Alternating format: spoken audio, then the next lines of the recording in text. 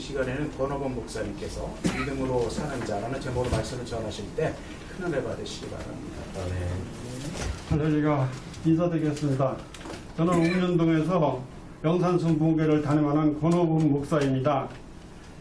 이 귀한 자리에 서게 돼서 하나님께 영광 돌립니다. 그리고 또 저를 불러주신 예비인과 황장님께 감사드립니다. 저는 이 함께 예배를 드리는 이현우 목사님과 함께 남천 순부교회에서 부교역자로 있었습니다. 그리고 지금도 협동 목사로 같이 근무하고 있습니다. 그런 인연으로 목사님과 함께 이 예배에 오늘 세 번째로 이렇게 참석하게 되었습니다. 제가 좀 앉아서 이거 좀 벗어도 되겠죠? 네.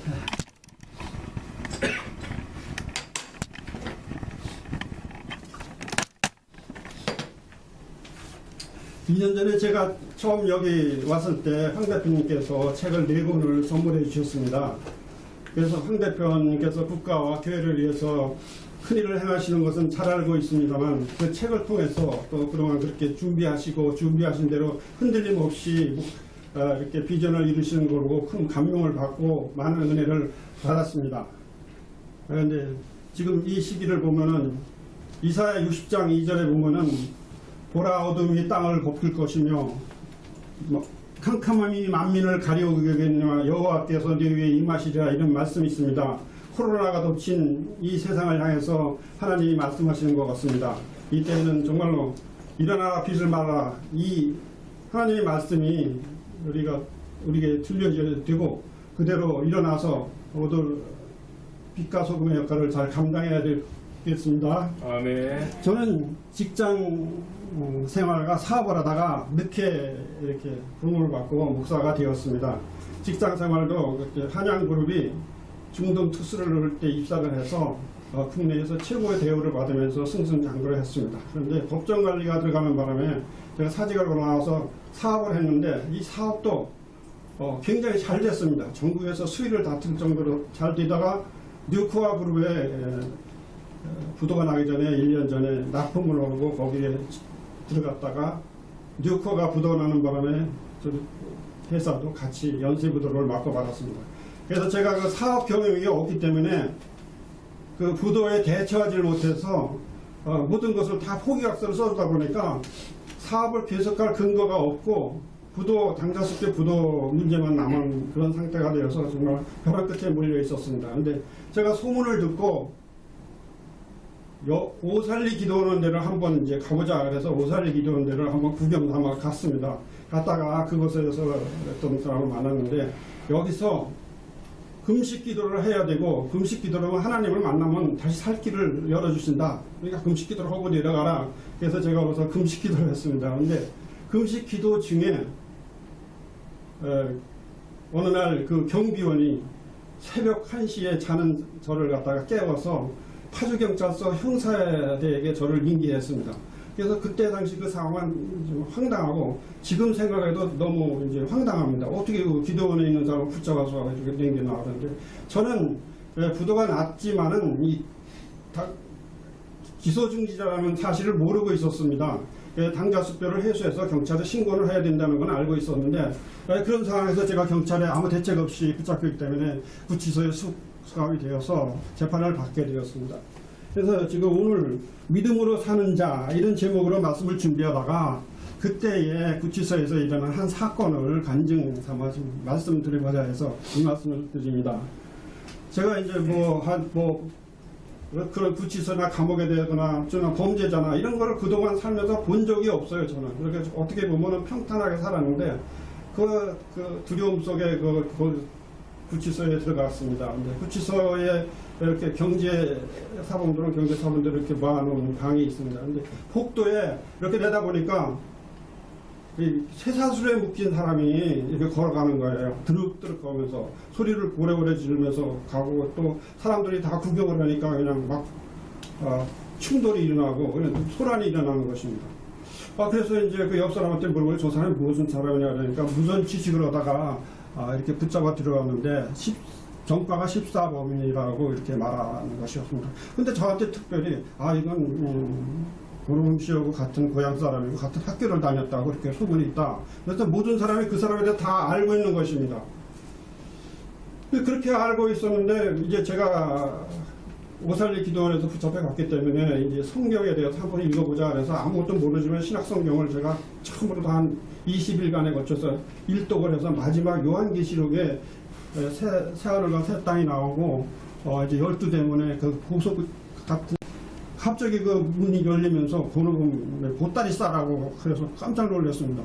그래서 이게 무슨 일인가, 이게 큰 사건에 관련된 일인 줄 알았는데 옆에 사람이 왜 그러시냐고 그러니까 이제 독방으로 옮긴다.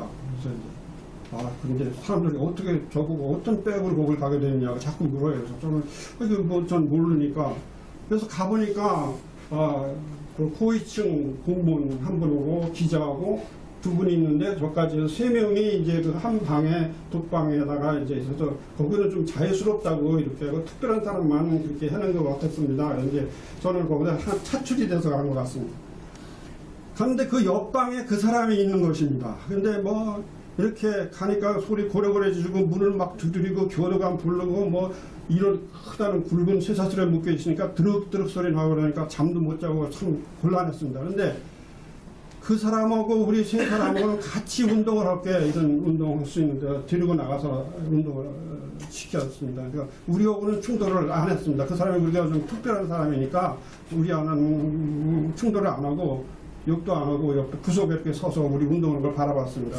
그래서 좀 가까이 가서 대화도 나누고 이랬는데 그 사람 보니까 참 착한 사람이고 순한 양 같았습니다. 근데 손과 발을 보니까 이게 묶여 있으니까 그냥 뭐 상처투성이에요. 이거 말도 못하게 해요. 그냥 상처투성이라서 정말 기도같이 들면 제절로 나옵니다. 기도는 못하지만 저 사람 정말 풀어달라고. 근데 그 뒤로 그 사람이 이제 조용해졌어요. 옆방에 우리가 왔으니까. 그런 상황에서 이제 옆방에서 우리가 먹을 것도 챙겨주고 잘 지냈는데 이제 제가 첫 번째 재판을 받는 날입니다.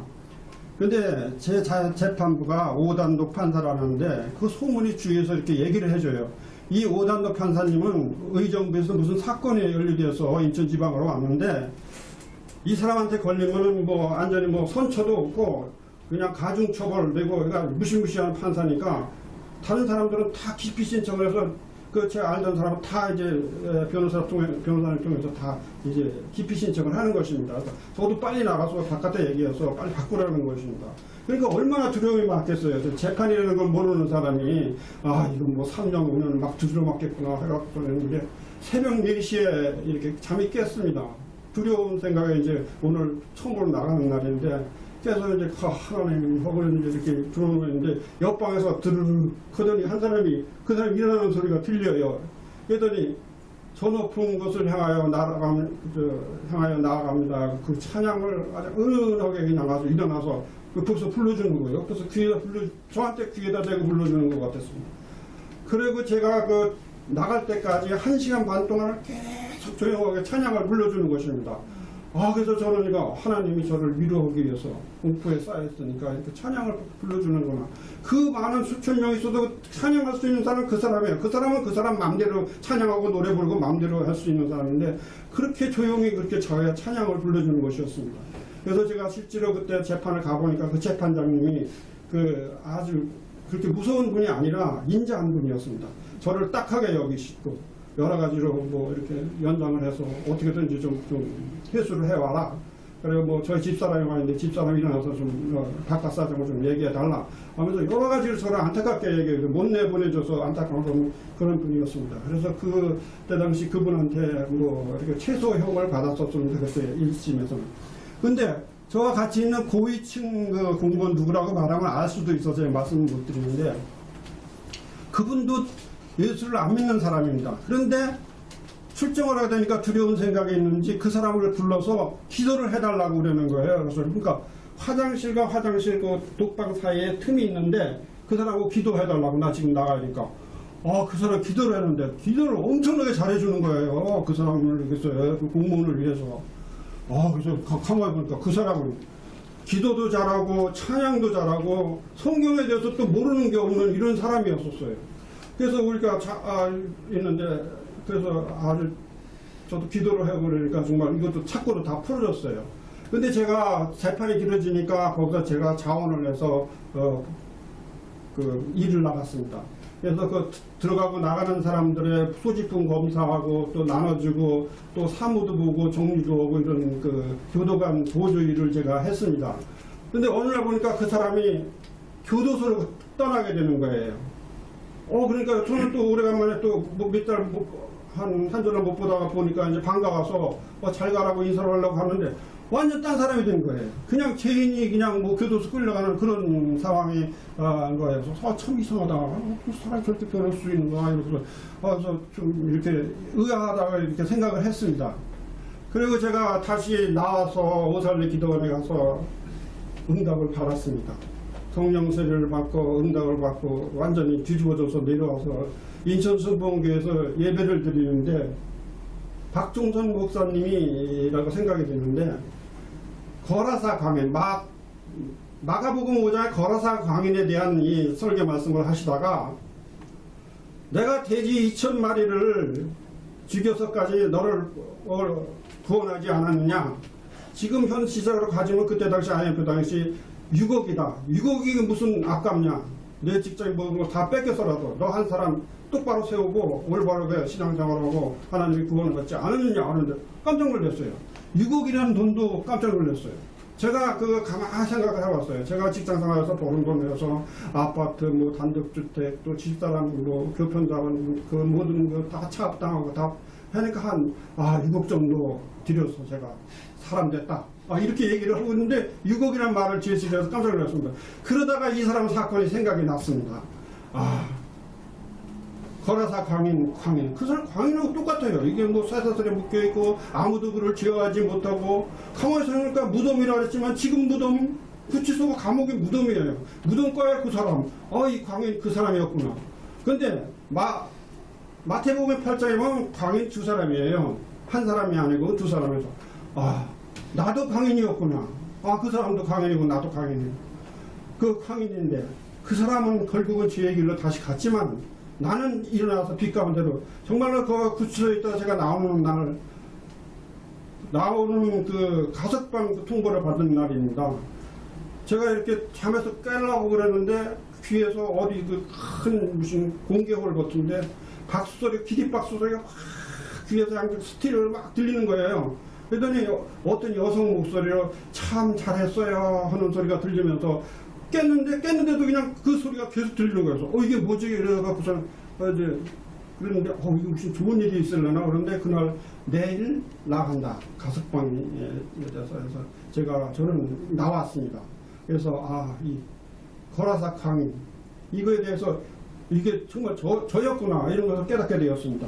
그래서 그 마가복음 5장의 결론이 이렇게 나가고 있습니다. 그 사람이 예수님을 따르려고 그러니까 허락지 아니하고 그에게 이르시되 집으로 돌아가 주께서 어떻게 너에게 큰일을 행하사 너를 불쌍히 여긴 것을 네 친족에게 고하라 이렇게 말씀하십니다. 그래서 그 사람이 저가 주께서 자기에게 큰 일 한 것을 대가벌리에 전파하니 모든 사람이 기이 여기더라 이렇게 결론을 내고 있습니다. 정말 그래서 이게 친족이나 이 아는 사람 친지 이 모든 사람한테 이걸 전해야 되겠구나. 그래서 그때 당시 뭐 그 구치소에서 일어나고 내가 오살리에 이런 상황을 갖다 그런 책을 썼어요. 이거 증거를 해요.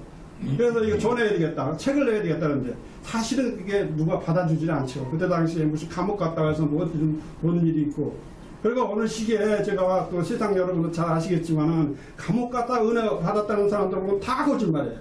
제가 구치소에서 몇 달 동안 봤는데 그 안에 들어가서 성경 보는 사람 한 사람도 없습니다. 책 보는 사람 복음 서적 이런 사람이 가족이 들어갔으니까 책을 다 넣어줘요. 한 사람도 안 봐요. 단 스님들의 책 무슨 철학책 뭐 이상한 소설책이라 보지 절대로 복음 서적 안 봐요. 보는 사람 없고 불교 믿는 사람들은 새벽에 일어나서 딱 부처님한테 절하고 기도하고 그러는데 그 중에는 예수 믿는 사람도 그만큼 있을 텐데 한 사람도 못 봤어요. 기도하는 사람 한 사람도 못 봤고 찬양하는 사람 한 번도 못 봤고 그래서 나를 감옥에서 은혜 받고 나와서 뭐 목사가 됐는지 잘 믿질 않아요. 그런 사람 없다고 저는 생각이 돼요. 그래서 사실적으로 나와서 목사가 됐느니 그랬다가 또 뒤돌아 제자리로 들어가서 세상 사람이 다 손가락질해요. 그래서 저도 이런 말씀을 거기서 일어나려 하다가 저도 안 했어요. 이거 될 일이 아니라. 그래서 그런 얘기를 안 하다가 또 요새 또 IMF도 되고 또 목사도 되고 또 그동안 그 하나님이 말씀하신 대로 그대로 저한테 이루어졌고 또 모든 여러 유명 목사님과 전도사를 봐도 또 그 말씀이 핵심 말씀이었고 그래서 이 책을 제가 냈습니다. 그래서 그 말씀을 순서대로 제가 오늘 좀 간단하게 시간 되는 대로 말씀드리겠습니다.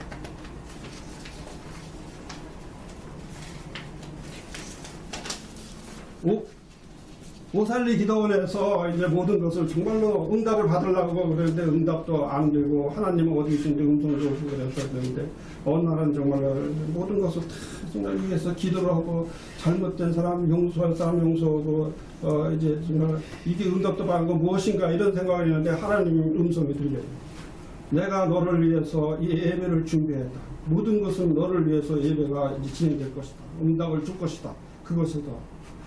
그래서 내가 그 다음부터 이제 예배가, 첫 예배가 일어나 걸어라. 이 말씀입니다. 베드로가 이르되 내게 근거가 없거니와 내게 있는 걸 내게 주시노니 나사렛 예수 이름을 걸어라 해서 이 지체장에서 일으킨 사건입니다. 이것이 상당히 중요한 것을 우리가 알아야 되겠습니다.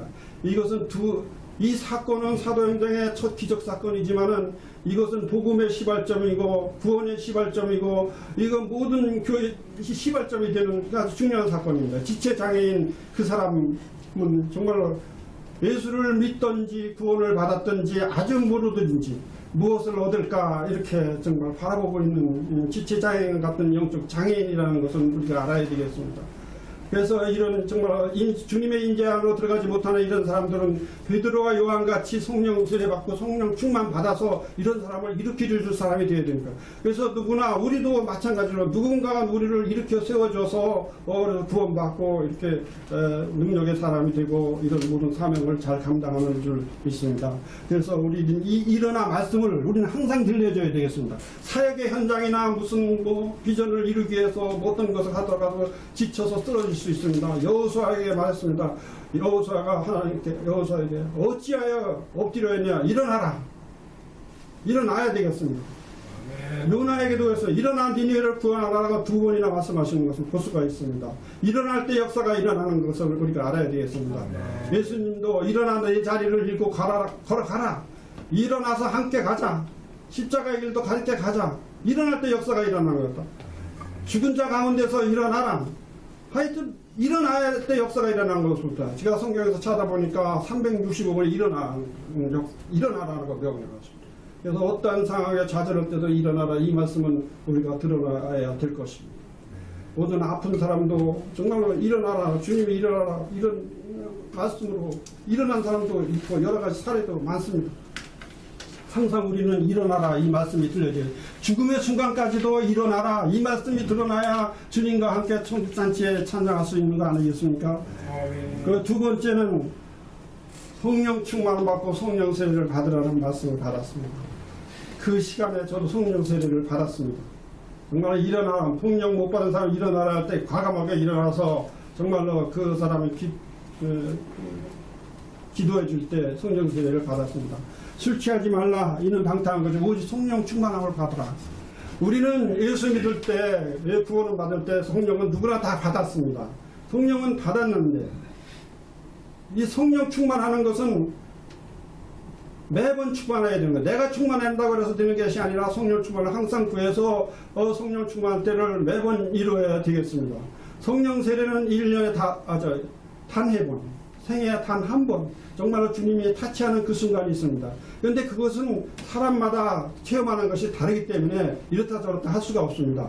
저희가 속한 하느님의 성회 순복음에서는 성령세례의 최초의 증거는 방언이다. 이래서 방언을 받아야 성령세례를 받는 것이다. 이렇게 하지만 또 다른 또 주장은 성령세례를 방언을 못해도 성령세례를 받았다. 이렇게 보고 있습니다.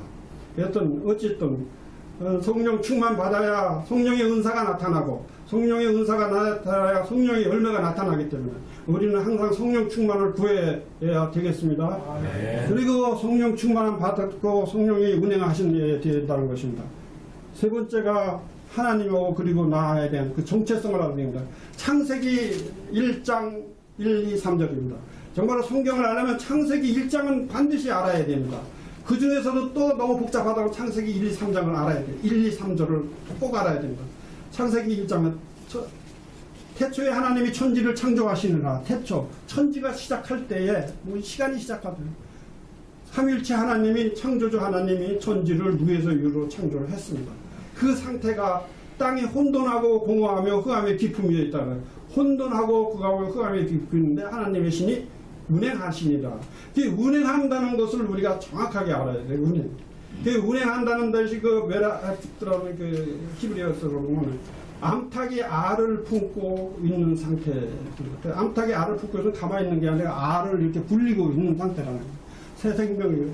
그래서 결국은 새 생명 병아리가 태어나는 것과 같이 이 지구의 그 재료를 성령님이 운행하시니까 이제 새로운 새 선지가 생긴다는 거죠.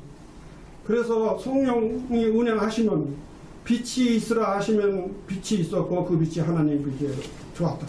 그 이후의 세상을 보면 정말로 얼마나 좋습니까? 그래서 저도 이제 그 말씀이 강사 목사님, 성령이 운행하시니까 이제 빛이 있으라서 이 새 천지가 창조가 되는 것처럼 너에게도 나도 이제 다시 빚어진다는 그런 말씀을 주신 것입니다. 땅이 혼돈하고, 창세기 1장에 보면 전반부 3일은 혼돈을 질서 있게 정리하는 걸 볼 수가 있습니다. 빛과 어둠을 나누고, 궁창고의 물과 아랫물을 나누고, 바다와 육지를 나누고, 이렇게 혼돈을 정리해 주는 거예요. 근데 공허하다. 이 공허한 그것에 충만하게 채워주시는 것입니다. 공중에는, 궁창에는 하늘과 별로 채워주시고, 하늘에는 새가 나르고, 바다에는 그 물고기가 나르고, 육지에는 동물을 만들고, 이 모든 것을 완벽하게 만들어진 다음에 우리 사람을 창조했던 것을 우리는 잘 알고 있습니다. 이 과정, 공허와 혼돈을 좀 캄캄한 상황에 있는 사람으로 정리해 줬다는 것입니다. 그래서 우리가 인생을 살다 보면 이 세상에 죄악이 들어왔기 때문에 죄악이 들어온 이 세상이 그 빛이 있으라 그 이전 상태와 똑같다고 이 성경을 말씀하고 있습니다. 에레미야 4장 23절입니다. 보라 내가 땅을 본즉 혼돈하고 공허하며 하늘에는 빛이 없으며. 그 시절 그 죄 많은 세상에 땅이 공허하고 혼돈하는 게 그 창세기 1장 이전에 공허와 혼돈 똑같다는 것입니다. 죄가 들어온 이 세상, 그리고 우리가 구원받지 못한 사람의 신태도 이 상태와 같습니다. 공허하고 혼돈. 아무리 충족하고 아무리 해도 공허하고. 그래서 철학자들이 뭐 생각하고 뭘 구하려고 그래봐야 혼돈과 혼돈에 빠져갖고 무다 그래갖고 뭐 자살로 끝나는 경우가 많지가 않습니다. 그래서 우리는 이 혼돈과 공허를 성령님이 운행하시면 모든 것을 해결해 주시는 것입니다. 그리고 신명기 32장 11절에 보면 마치 독수리가 자기의 보금자리를 얻으며 자기의 새끼 위에 너풀거리며 그의 날개를 펴서 새끼를 받으며, 이 너풀거리며가 이게 운행하는 것입니다. 운행하는 그 뜻입니다. 그 새 집에서 그 너풀거리면서 그러니까 그 집을 갖다 흩어뜨리니까 새가 갈 데가 없으니까 그냥 헛수 없이 날라야 됩니다. 날라서 못 날으면은 그 독수리가 다시 업어서 다시 제자리에 놓고 이렇게 훈련을 시켜서 새 세상으로 나가게 하는 이런 것입니다.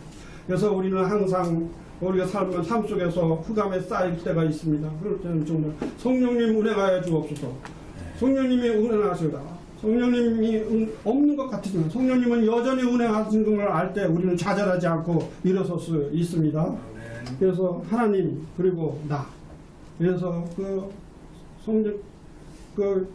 우리가 아담을 창조했는데 그 위에 범죄가 들어와서 다시 노아의 홍수를 거쳐서 그리고 또 다시 또 바벨 탑 사건에서 이 언어가 다 혼잡해져 갖고서는 이렇게 사방을 흩어져서 우리는 오늘 이 동쪽 한국에서 이렇게 태어나게 된 것입니다.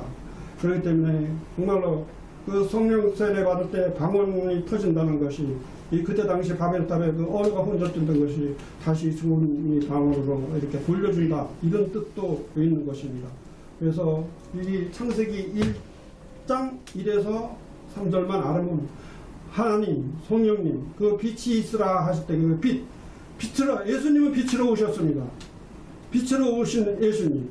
그러니까 예수님이 빛으로 오셨기 때문에 이제 옳은 것은 우리는 얼마든지 이렇게 새 사람이 될 수 있는 것입니다. 그래서 정말 빛으로 오신 그 빛에 대한 모든 사항을, 빛은 속성이 예수님하고 똑같습니다. 우리가 빛이라 그래서 빨주노초 파나바 이런 백색 광선만 얘기하는 거잖아. 거기는 모든 적외선 좌외선 보이지 않는 것이 더 많습니다. 그 에너지입니다. 이 빛이, 예수님이 빛으로 우리에게 오셔서 우리를 구원해 주신 것을 우리는 알아야 돼요. 그 다음에 우리가 이 세상을 살아가는데 이 세상은 광야길이라는 것입니다. 앞으로 성령님이 함께 하시지만 기도하라, 이렇게 그 말씀을 주셨습니다. 하나님이 응답해 주시고 길을 인도해야 되는데 왜 광야길이냐? 이건 전 정으로 광야길이 뭔가 해서 참으로 이제 저도 의심이 많았습니다. 이거 좀 너 또 광야길을 가야 하나? 이런 생각을 했습니다. 우리 인생은 어차피 죄가 들어와서 이 세상 광야길입니다. 예수님이 오므로서 이 땅에 천국이 침입해 들어와서 천국이 들어왔지만은 아직도 공중전세 잡은 사탄이 지배하는 이 세상의 길이, 이 두 세대가 같이 가다가 이제 예수님이 다시 올 때 온전한 천국이 임하게 되는 것입니다. 그래서 이 광야길은 가면서도 이 광야길에서 불기둥과 구름기둥으로 인도하시는 그 모든 것을 우리가 알고 하나님이 함께 하신다는 것. 이 광야길에서 정말로 우리를 낮추시고 우리를 시험하고 마침내 우리를 복을 주시게 하는 그 길이라는 것을 우리가 알아야 되겠습니다. 이스라엘 사람이 고센 땅에서 이집트에서 출애굽할 때 당시의 상황을 우리가 알아야 돼요. 고센 땅은 할 때 적과 꿀이 흐르는 가나안 땅으로 간다 그랬는데, 가나안 땅에 여러분 잘 아시겠지만 이스라엘 땅은 70%가 광야입니다. 가나안 땅에 들어가도 광야가 있는 것을 알 수가 있습니다. 고센 땅은 기름진 땅이고 물낸 동산 같은 땅입니다. 근데 무엇이 다른가? 고센 땅은 노예 생활이라는 것입니다. 모든 것이 얽매여서 죄에 매여서 얽매여서 사는 이 고센 땅이 아니라 가나안 땅은 하나님이 모든 것을 공급해 주시고 하나님이 운행하시고 하나님이 역사하시는 것이기 때문에 적과 꿀이 흐르는 땅이 되는 것입니다. 그래서 우리는 이 광야 같은 세상을 살아가지만 하나님이 함께 하시면 적과 꿀이 흐르는 이 땅이 되는 것입니다. 그래서 우리는 이 광야길을 간다는 것을 항상 알고 있어야 되겠습니다. 그렇지만 그 광야길이 처음으로 우리가 광야길을 느끼는 것이 대부분 이 홍해가 가로막고 있다는 것입니다. 그래서 이 광야를 느끼다 내가 광야길을 오면 홍해가 가로막혀 있을 때 이때도 하나님이 길을 내시는 그 홍해 사건을 잘 기억해야 됩니다. 이렇게 하나님이 길을 내신다. 그리고 또 저 같은 경우도 이런 그 오도 가도 못하고 뒤로 가도 죽지도 못하고 살지도 못하는 이런 상황에 있을 때 그때는 정말 하나님이 아주 그냥 온전히 보호해 주셨어요. 저는 제가 낙담할 수 있는 그런 상황이에요. 제가 가장 그 막다른 구치소에 끌려갈 때는 정말로 하나님이 함께 해줬다는 거는 저는 여기서 말을 좀 시간이 없어서 말씀드리지만 아주 보호해 주셨어요. 네. 그러니까 지금으로도 어떤 상황이 있더라고요. 그때 생각을 하면 그때를 기억하면 하나님이 나를 여태까지 이렇게 했는데 어떠한 이 상황이 앞으로 펼쳐진다 해도 저는 일어나 걸을 수가 있는 것입니다. 네. 여러분도 다 마찬가지일 것입니다. 어떠한 상황에 거쳐서 그때 하나님이 그렇게 지켜주시고 인도했던 것을 알면 어떤 분이 이겨나갈 수 있습니다. 네. 그래서 이 광야길이라는 것을 알면서 그 다음에 다섯 번째로 태산을 문지기는 믿음을 갖고 살아가야 되겠습니다.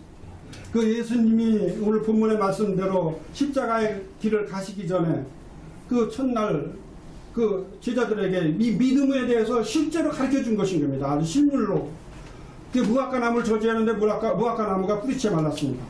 그것은 창조주 하나님이 되게 당연하지만 그리고 다시 산을 가리켜서 저 산들로 들려 바다로 던지라 마음의 의시함 참 그대로 되리라. 이 믿음으로 살아라고 제자들에게 가르쳐 준 것입니다. 여기에는 여러 가지 있습니다. 이 산도로 들려 바다로 던지우라 말하고 그 말하는 것을 이룰 줄 믿고 마음의 의시 인치 않으면 말한 그대로 해야. 말이 세 번이더라. 이걸 정확하게 번역하면 이렇게 됩니다. 말하는 게 중요해요. 선포하는 게 중요해요. 나는 하나님이 이렇게 역사하셨다. 이거를 선포해야 돼요. 아멘. 이걸 선포하고 나갈 때 이루어지지 선포하지 않으면 안 된다니까. 그래서 제가 조용기 목사님 설교를 500편을 샅샅이 뒤지고 조용기 목사님에 대해서 말씀에 대해서 제가 연구를 많이 했습니다. 그런데 조용기 목사님의 핵심이 이 말씀입니다. 이 산도로 들려 바다로 던짐 있고 바다의 신청을 그대로 내라. 설교도 안 되고 성령도 없을 때 이걸 할 때 이 말해야 되는구나. 이 말씀대로 실천을 해서 목사님이 그 부흥을 이룬 것을 그 책에 다 나오는 것을 알 수가 있습니다. 그래서 오늘 항상 이 말씀을 이산도로 들려 받아오니까 마음에 의심치 않고 나가고 선포해야 되겠습니다. 저는 오살리 기도에서 응답받고 내려왔는데 빚은 그대로 있어요. 해결된 게 하나도 없어요. 근데 해결됐다. 바다가 던지었다. 나는 다 문제가 없다. 이걸 하고 다녔어요. 그래서 제가 그 빚이 1년에 몇 억씩 막 늘어날 수도 있어요. 그런 상황에서도 나는 다 해결받았다 하고, 제가 이 남이천 순번교회 이현우 목사님인데 제가 신학대학원 다닐 때 가서 거기 가서 또 이렇게 막 이거 막 했어요. 나는 응답 받았으니까 모든 것을 해결받았다. 그런데 그것이 정확한 시간에 없어졌어요. 한국의 법이 저는 이렇게 해서 저 때문에 한국의 법이 바뀌었다. 그래서 모든 파산면책법이 바뀌고 신용관리 이런 법이 바뀌어서 저는 한 가지만 말씀드리면 그 7년이라는 기간이라는 것이 이렇게 모든 것을 있는 대로 갚다 보면 7년이 되면은 신용불량 이것이 삭제가 돼요. 그런데 그 7년 만에 제가 그 파산 신청을 했는데 법이 완전히 개정이 돼서 파산자로 살지 않아도 돼요. 요새 법이. 그냥 면책을 위한 파산을 떨이고 한 달 만에 면책이 되는 이런 상황인데, 그래서 이제 저는 제가 직접 썼어요. 누구한테 도움도 않고 제가 다 하고 나니까 본부장한테서 좀 제출 좀 해달라니까 깜짝 놀랐어요. 이거 어떻게 이렇게 썼냐. 제가 다 혼수 타라서 해서 바로 면책을 받았습니다. 면책을 받았는데 신용불량에 대한 문제가 남습니다. 신용불량은 다시 5년 코드가 걸려요. 5년 이 신용 파산자가 돼서 신용에 대해서 회복해야 은행 처리를, 은행 그걸 못하죠. 다시 불량자가 걸리는데 저는 그게 안 걸리는 거예요. 그래서 이상해서 이게 이 행정처건데 이것을 따지다가는 들이 걸리기 때문에 전 말도 못하고 있었습니다. 그런데 그런 단서 조항이 있었습니다. 이런 신용 불량이 없어진 상태에서 다시 파산이 되면 그것을 다시 기재하지 않는다는 이 부칙 조항이 있었습니다. 그래서 저는 7년 만에 모든 것이 다 회복이 되고 다시 3년 만에 신용 1등급이 됐어요. 법인채 부도라는 사람이 이런 사람은 없어요. 저희 집사람도 정말로 저 때문에 우리 대한민국에서 교직 생활을 하면서 남편 사업하다 망해서 보증 서서 망한 선생이 전국에 몇 명 된대요. 참 그 말을 들을 때 저는 미어 터졌어요. 저 죽고 싶었어요. 어디 가서. 정말 저만 망했으면 괜찮은데 집사람까지 다 하면서 2사람이 망했어요.